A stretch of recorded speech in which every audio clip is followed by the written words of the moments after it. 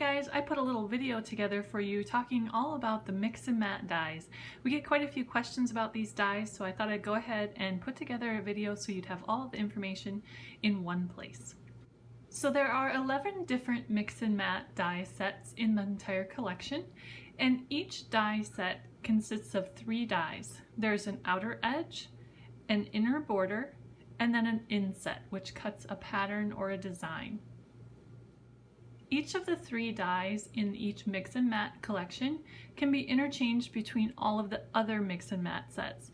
So for example, you can take the outer edge of any of the collections and interchange it with any of the other inner borders and inset designs.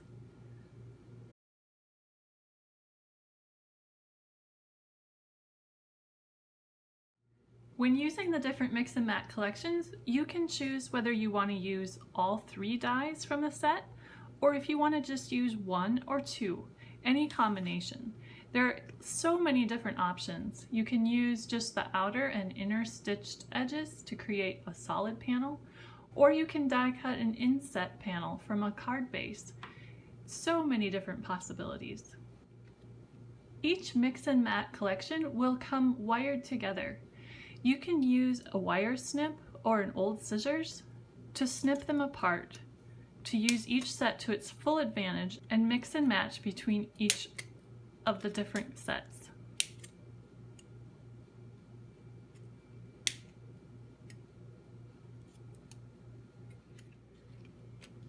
After snipping the dies apart to use each piece individually, you might be wondering how difficult it is to realign them if you want to use them all on a project.